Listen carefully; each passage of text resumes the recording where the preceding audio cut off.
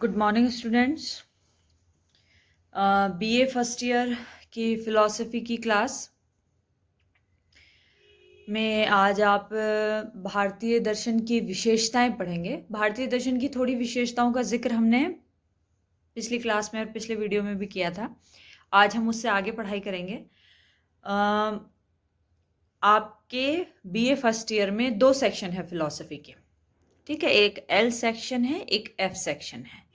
दोनों सेक्शन के स्टूडेंट्स को मैं इंडियन फ़िलॉसफ़ी पढ़ाऊँगी।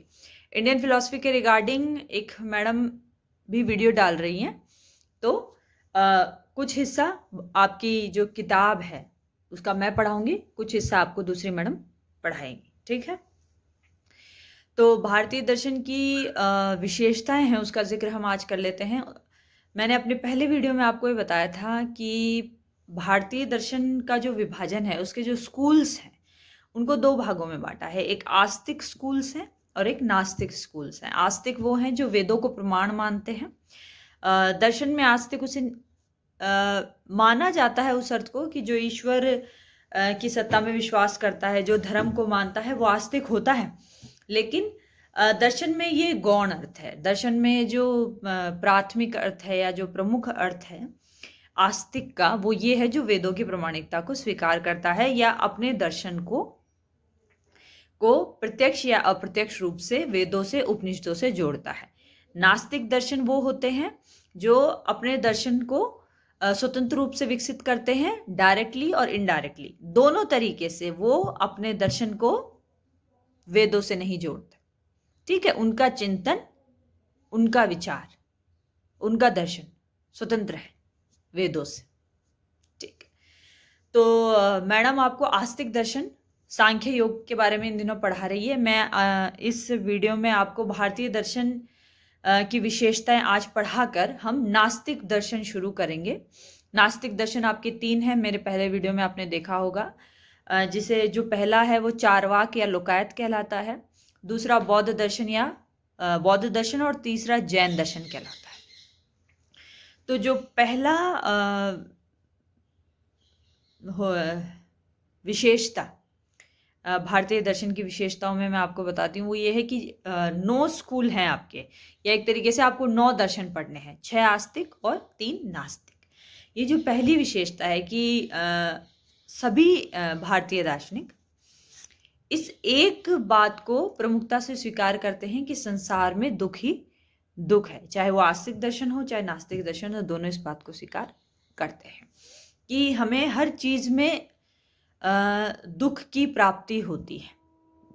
भले कुछ क्षण के लिए हमें कोई चीज खुशी देती हो, लेकिन आखिर में भी उससे हमें दुख मिलता है। जैसे मान लीजिए किसी को मीठा खाने का शौक है, तो वो मीठा जब खाता है, कोई भी मिठाई खाता है तो उसको अच्छा लगता है, लेकिन अगर वो अति में उसको खाएगा तो उसकी तबीयत खराब हो जाएगी, तो उससे उसे दुख मिलता है।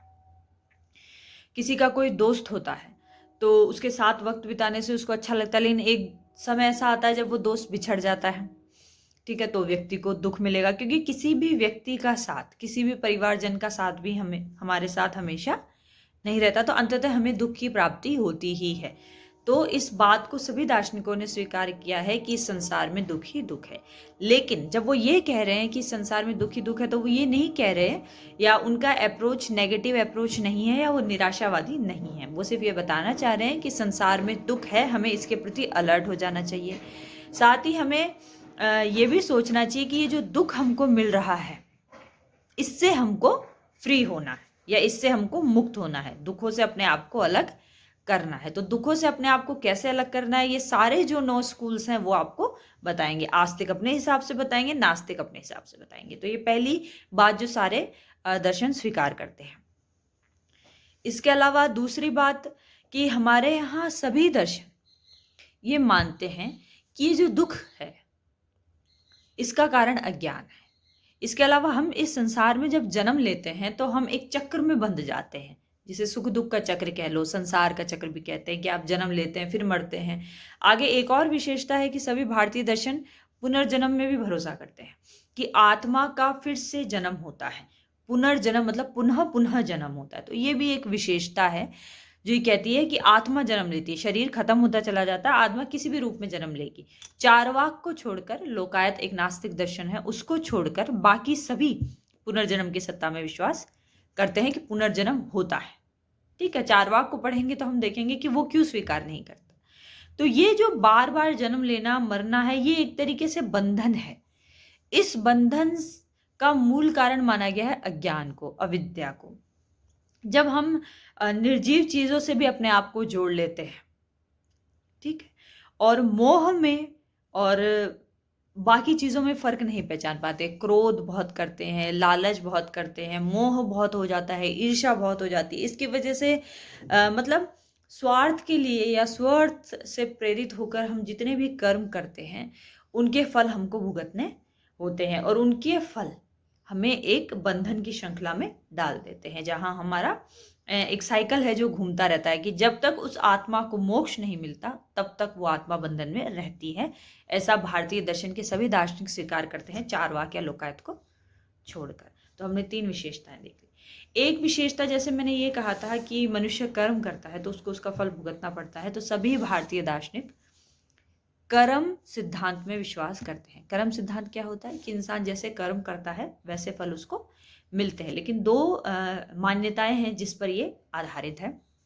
एक, मनुष्य जो कर्म करेगा उसका फल उसे मिलके रहेगा।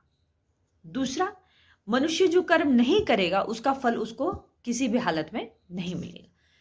चारवाक दर्शन इस बात को तो स्वीकार करता है कि मनुष्य जो कर्म करेगा उसका फल उसे मिलेगा, लेकिन चारवाक कर्म सिद्धांत की जो दूसरी बात है कि जो कर्म आप नहीं करेंगे उसका फल आपको नहीं मिलेगा, इसको चारवाक स्वीकार नहीं करता।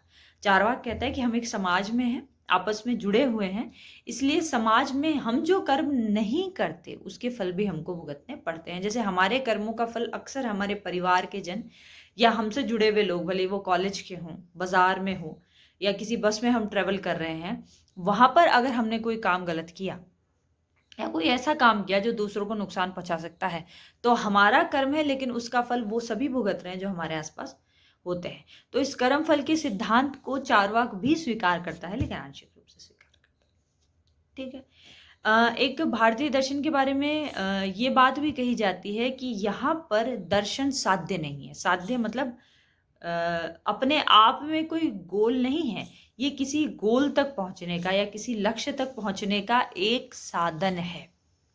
वो लक्ष्य क्या है? वो लक्ष्य है दुखों से मुक्ति। जैसे मैंने बताया कि हमारे जितने 9 स्कूल्स हैं, 6 आस्तिक, 3 नास्तिक, सभी ये स्वीकार करते हैं कि दुखों से मुक्ति प्राप्त करना ही हमारे दर्शन का प्रमुख उद्देश्य है।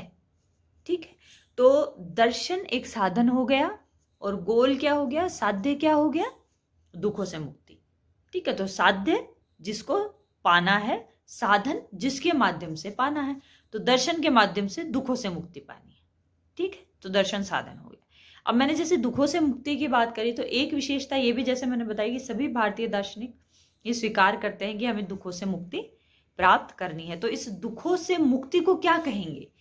आप लोगों ने एक नाम अक्सर सुना होगा, मोक्ष भी कहा जाता है इसे, मुक्ति भी कहते हैं, निर्वाण भी कहते हैं, इसको बहुत सारे नाम देते हैं। ये अलग अलग स्कूल इनको अलग अलग नामों से जानते हैं। तत्व ज्ञान होना भी मुक्ति का एक, ये कह सकते हैं कि वजह है, इसको सांख्य दर्शन स्वीकार करता है।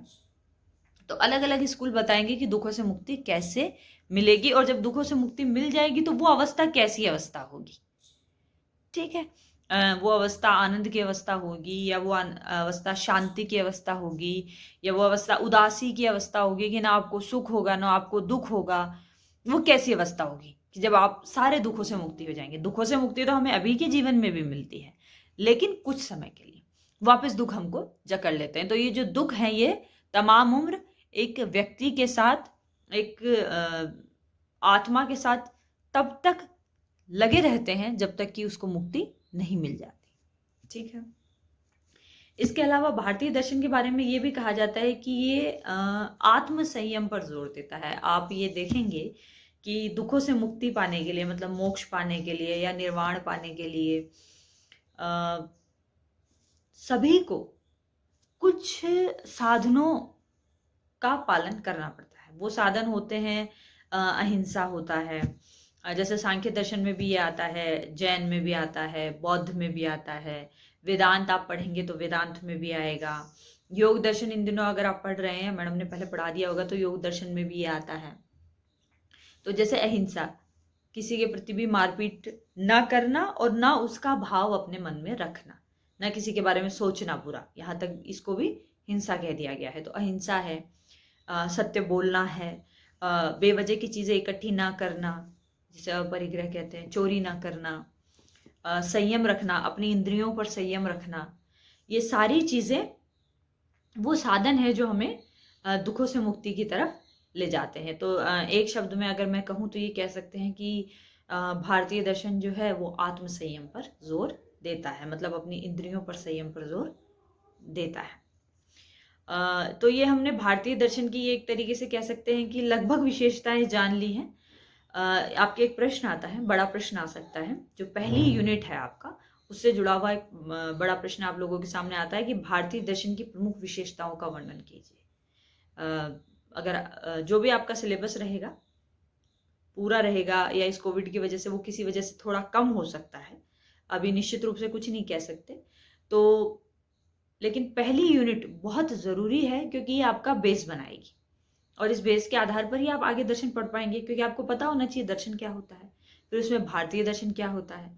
भारतीय दर्शन में भारतीय दर्शन की विशेषताएं, ये विशेषताएं कुछ ऐसी कॉमन हैं, मतलब ये इतनी सामान्य है कि ये हमारे जो 9 स्कूल हैं भारतीय दर्शन के, 9 दार्शनिक संप्रदाय आपको पढ़ने हैं, उनमें सभी दार्शनिक स्वीकार करते हैं, कुछ को छोड़ के, मतलब विशेषता ऐसी जो लगभग सब में पाई जाती है। ठीक है, ये बात क्लियर हो गई। तो अब हम आज भारतीय दर्शन कर चुके, मैं बता चुकी कि इसमें एक बड़ा प्रश्न आता है। शुरू में मैंने बोला था कि भारतीय दर्शन चूंकि दुख को स्वीकार करता है, तो कुछ पश्चिमी दार्शनिकों ने इस पर यह आरोप लगाया है कि ये एक निराशावादी दर्शन है। लेकिन चूंकि मैं बता चुकी कि हम केवल दुख को स्वीकार करके नहीं बैठते, हम ये मानते तो हैं कि संसार में दुख है, लेकिन हम ये भी मानते हैं कि इस दुख से मुक्ति मिल सकती है और हम इसका प्रयास करते हैं। मतलब जितने भी स्कूल्स हैं वो दुख से मुक्ति का रास्ता बताते हैं। इसलिए भारतीय दर्शन पर यह आरोप जो लगाया गया है कि भारतीय दर्शन निराशावादी दर्शन है, ये आरोप निराधार है, इसकी कोई बुनियाद नहीं है। ठीक है, इस पे छोटा प्रश्न आ सकता है, आपके जो 5 नंबर का प्रश्न आता है वो प्रश्न इसमें आ सकता है। तो ये कुछ 1-2 प्रमुख प्रश्न, छोटा प्रश्न बड़ा प्रश्न मैंने बता दिया, जो आज के इस क्लास में से आपके जो आखिर में पेपर होते हैं सालाना, उसमें आ सकते हैं। ठीक है, अब अगली क्लास में हम हमारे पहले नास्तिक दार्शनिक को पढ़ना शुरू करेंगे, लोकायत और चारवाक दर्शन को।